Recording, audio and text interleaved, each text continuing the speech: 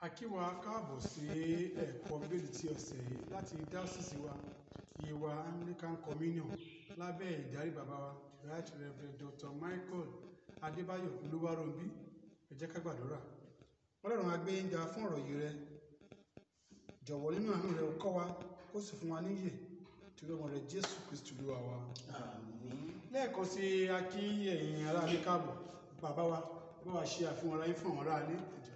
Orúkọ mi ni àlùfáà Kẹ́hìndé Ògúntán láti ìjọ Pétérù mímọ́ ti ìlú Ìlògùn Orílẹ̀, agbègbè Yewa North West, Ayétòrò. Ṣe bàbá wa bá wa ṣe àfihàn ara yín fún àwọn ará ilé. Orúkọ mi ni àlùfáà David Ọládèjì láti ìjọ Paul mímọ́ ti Ayétòrò, Yewa North West, Adékúnrè. Ṣe orúkọ tèmi ni àlùfáà Oríyọmí Ọ̀ṣọ́. Lónìí tí ṣe ọjọ́ kẹjọ nínú oṣù kẹsàn-án tí ṣe ọjọ́ ìsinmi karùndínlógún lẹ́yìn mẹ́ta lọ́kan. Àkórí ọ̀rọ̀ wa ni eré ìje Kìrìsìtẹ́nì àti ẹ̀ka àkórí wa òun ni ìdíwọ́ nínú eré ìje. À ń wo apá karùn-ún rẹ̀.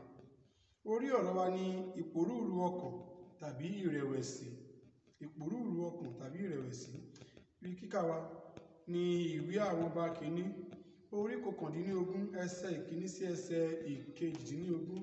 Ibi kíkà ìwé àwọn ọba kìíní orí kọkàndínlógún ẹsẹ̀ ìkíní sí ẹsẹ̀ ìkejìdínlógún. Bàbá wa kà á. Ahabu sì sọ ohun gbogbo tí Èlíjà ti ṣe fún Jésébélì àti pẹ̀lú bí ó ti fi idà pa gbogbo àwọn wòlíì. Nígbà náà ni Jésébélì rán oníṣẹ́ kan sí Èlíjà wípé, bẹ́ẹ̀ ni kí àwọn òrìṣà kí ó ṣe sí mi àti jù bẹ́ẹ̀ lọ pẹ̀lú, bí èmi kò bá ṣe ẹ̀mí rẹ̀ dàbí ọ̀kan nínú wọn ní ìwòyí ọ̀la.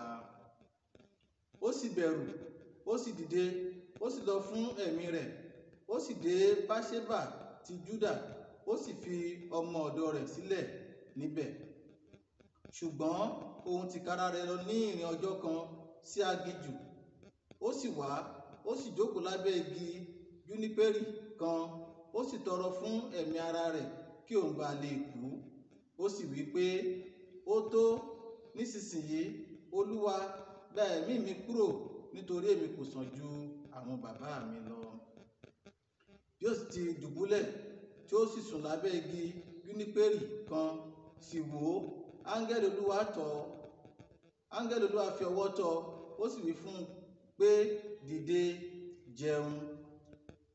Ó sì wò, sì kíyèsí, àkàrà tí a dín lórí ẹyin iná àti ooru omi lẹ́bàá orí rẹ̀. Ó sì jẹ, ó sì mu, ó sì tún dùbúlẹ̀. Áńgẹ́lì Olúwa sì tún padà wá lẹ́nìkejì, ó sì fi ọwọ́ tọ́, ó sì wí pé, dìde, jẹun, nítorí tí ọ̀nà náà jìn fún ọ.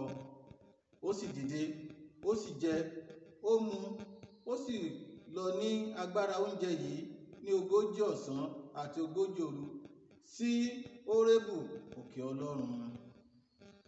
Ó sì dé ibẹ̀ ní ibi ihò òkúta, ó sì wọ̀ síbẹ̀, sì kíyèsí, ọ̀rọ̀ Olúwa tọ̀ ọ́ wá, ó sì wí fún un pé, kí ni ìwọ ń ṣe níhìn yìí, Èlíjà? Ó sì wí pé, ní jíjowú, èmi tí ń jowú fún Olúwa Ọlọ́run àwọn ọmọ ogun, nítorí tí àwọn ọmọ Ísírẹ́lì ti kọ májẹ̀mú rẹ̀ sílẹ̀, wọ́n sì ti wó àwọn pẹpẹ rẹ̀ lulẹ̀, wọ́n sì ti fi idà pa àwọn wòlíì rẹ̀, àti èmi, àní èmi nìkan ṣoṣo ni ó kù, wọ́n sì ń wá ẹ̀mí mi láti gbà á kúrò. Ó sì wí pé, jáde lọ, kí o sì dúró lórí òkè níwájú Olúwa. Sì kíyèsí, Olúwa kọjá, ìjì ńlá àti líle sì fa àwọn òkè ńlá ya, ó sì fọ́ àwọn àpáta túútúú níwájú Olúwa. Ṣùgbọ́n Olúwa kò sí nínú ìjì náà, àti lẹ́yìn ìjì náà ìṣẹ̀lẹ̀, ṣùgbọ́n Olúwa kò sí nínú ìṣẹ̀lẹ̀ náà. Àti lẹ́yìn ìṣẹ̀lẹ̀ náà iná, ṣùgbọ́n Olúwa kò sí nínú iná náà. Àti lẹ́yìn iná náà ohùn kẹ́lẹ́ kékeré. Ó sì ṣe, nígbà tí Èlíjà gbọ́, ó sì fi agbádá rẹ̀ bo ojú rẹ̀, ó sì jáde lọ, ó dúró ní ẹnu ihò òkúta náà. Sì kíyèsí, ohùn kan tọ̀ wá wípé, kí ni ìwọ ń ṣe níhìn yìí, Èlíjà? ó sì wí pé, ní jíjowú èmi ti ń jowú fún Olúwa Ọlọ́run àwọn ọmọ ogun, nítorí tí àwọn ọmọ Ísírẹ́lì ti kọ májẹ̀mú rẹ̀ sílẹ̀, wọ́n sì ti wó àwọn pẹpẹ rẹ̀ lulẹ̀, wọ́n sì ti fi idà pa àwọn wòlíì rẹ̀. Èmi nìkan ṣoṣo ni ó kù, wọ́n sì ń wá ẹ̀mí mi láti gbà kúrò. Olúwa sì wí fún un pé, lọ padà ní ọ̀nà rẹ kọjá ní aginjù sí Damasku. Nígbà tí ìwọ bá dé ibẹ̀, kí o sì fi òróró yan Hasaeli ní ọba lórí Síríà, àti Jehu ọmọ Nimṣi ni ìwọ ó fi òróró yàn ní ọba lórí Ísírẹ́lì, àti Èlíṣà ọmọ Ṣafati ará Abẹ́hólà ni ìwọ ó fi òróró yàn ní wòlíì ní ipò rẹ. Yóò sì ṣe, ẹni tí ó bá sálà kúrò lọ́wọ́ idà Hasaeli ni Jehu yóò pa, àti ẹni tí ó bá sálà kúrò lọ́wọ́ idà Jehu ni Èlíṣà yóò pa. Ṣùgbọ́n èmi ti kù ẹ̀ẹ́dẹ́gbàrin ènìyàn sílẹ̀ fún ara mi ní Ísírẹ́lì, gbogbo eékún tí kò tíì múlẹ̀ fún Baálì, àti gbogbo ẹnu tí kò tíì fi ẹnu kò ní ẹnu. Ẹ ṣé, àti gbọ́ bí wọ́n ti kà fún wa nínú ìwé àwọn ọba kìíní yẹn. Tí ká yára wo èròǹgbà wa, èròǹgbà láti ní òye tí ó yẹ nípa ìpòrúurú àti àwọn okùnfà rẹ̀. Èròǹgbà kejì, láti ṣàyẹ̀wò ọ̀nà tí ó dára jùlọ láti borí àwọn àkókò ìpòrúurú ọkàn nínú ìgbé ayé Kristẹni wa, àti rí ohun tí ìpòrúurú ọkàn jẹ́. Fún ọ̀rọ̀ àkọ́sọ, ìpòrúurú ọkàn jẹyọ nígbà tí ìrètí àti àfojúsùn bá kùnà láti wá sí ìmúṣẹ. Ìpòrúurú jẹ́ ìṣẹ̀lẹ̀ inú ọkàn èyí tí a kò bá tọ́jú dáradára lè yọrí sí ẹ̀jẹ̀ ríru kí ó sì já sí ikú. Ó jẹ́ ipò àìnírètí rárá àti ìpáyà. Elijah kọ̀wé fi iṣẹ́ ológun sílẹ̀ láìpẹ́ ọjọ́ nítorí ìpòrúurú ọkàn àti ẹ̀mí rẹ̀ wà nínú ewu lọ́wọ́ Jésébélì. Ó sì ń fẹ́ kí Ọlọ́run ó gba ẹ̀mí òun bí a ti rí ní ẹsẹ̀ ìkẹrin yẹn. Olúwa ràn wá lọ́wọ́. Nígbà tí àwọn bàbá wa bá ń bá wa dáhùn àwọn ìbéèrè tí ó tẹ̀lé, a ó lè ní òye kíkún nípa ohun tí ìpòrúurú ọkàn tàbí ìrẹ̀wẹ̀sì jẹ́ tó lè dé bá ènìyàn, èyí tó lè fa ẹ̀jẹ̀ ríru tàbí ikú àìtọ́jọ́. Gbàdúrà pé lórúkọ Jésù kò ní borí wa. Ìbéèrè kínní, wọ́n ní báwo ni ìpòrúurú ọkàn ti ṣe yí ọ sí nínú ọ̀rọ̀ ìkẹ́kọ̀ọ́ wa ti òní? Bàbá wa. Ẹ ṣé, a lè sọ wípé ìpòrúurú ọkàn jẹ́ nígbà tí ìrètí àti àfojúsùn bá kùnà láti wá sí ìmúṣẹ. Òmíràn, ìpòrúurú ọkàn jẹ́ ìṣẹ̀lẹ̀ tó máa ń ṣẹlẹ̀ nínú ọkàn. Ní ọ̀pọ̀ ìgbà, ó jẹ́ ipò àìní ìrètí rárá tàbí ìpayà tí kò fúnni ní àlàáfíà tàbí ayọ̀ ní ọkàn wa ní ìpòrúurú ọkàn tàbí ìrẹ̀wẹ̀sì jẹ́. Àbáwá ṣe wọ́n ti fi yé wa pé ó lè jẹ́ àwọn ìṣẹ̀lẹ̀ tí ó mú ìbànújẹ́, wàhálà, ìdààmú àti ìdojúkọ wá tó máa ń ba ọkàn nínú jẹ́. Bàbá wa ṣe, Olúwa ràn lọ́wọ́ fún òye tẹ́ fi yé wa nípa ohun tí ìpòrúurú ọkàn jẹ́ yìí. Ìbéèrè kejì, wọ́n ní kí ni ohun tí ó fa ìpòrúurú ọkàn? Láti inú àwọn ẹsẹ̀ ìwé mímọ́ wọ̀nyí, bàbá wa, kí ni ohun tí ó fa ìpòrúurú ọkàn? Nígbà tí a bá wo ìwé Sámúẹ́lì kìíní orí kìíní ẹsẹ̀ 5 sí 7 àti àwọn ọba kìíní yẹn orí 19, èyí tí a ti gbéyẹ̀wò, kí ló lè fà á? Gẹ́gẹ́ bí Sámúẹ́lì kìíní orí kìíní ẹsẹ̀ 5 sí 7 bá ṣe rí kà níbẹ̀ nípa ti Hánà, ìdádúró tàbí àìrọ́mọbí.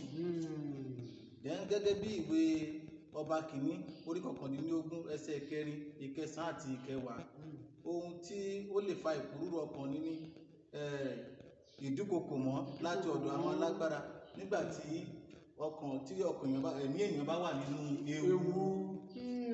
Ẹ ṣé bàbá wa, wọ́n ní àwọn ewu, wàhálà, ìdààmú, jàǹbá tàbí ìdádúró tàbí àrùn tàbí àìtẹ̀lówólọ́wọ́, wọ́n kà sílẹ̀ fún wa pé wọ́n lè fa ìpòrúurú ọkàn tàbí ìrẹ̀wẹ̀sì. Ó gba àdúrà lórúkọ Jésù kò ní borí wa bó ti wù kó rí. Ìbéèrè kẹta, wọ́n ní kí ni ọ̀nà àbáyọ sí ọkàn tí ó dààmú tàbí tí ó ní ìpòrúurú? Gẹ́gẹ́ bí a ti kọ́ nínú àwọn ọba nínú ìwé orin Dáfídì orí 42 ẹsẹ̀ 5 sí ẹsẹ̀ 6 àti ìwé òwe yẹn orí 4 ẹsẹ̀ 17. Bàbá wa, kí ni ọ̀nà àbáyọ sí ọkàn tí ó pòrúurú? ọ̀nà àkọ́kọ́ gẹ́gẹ́ bí orin Dáfídì orí ìkejìlélógójì ẹsẹ̀ ìkarùn sí ìkẹfà ti ṣe fún wa.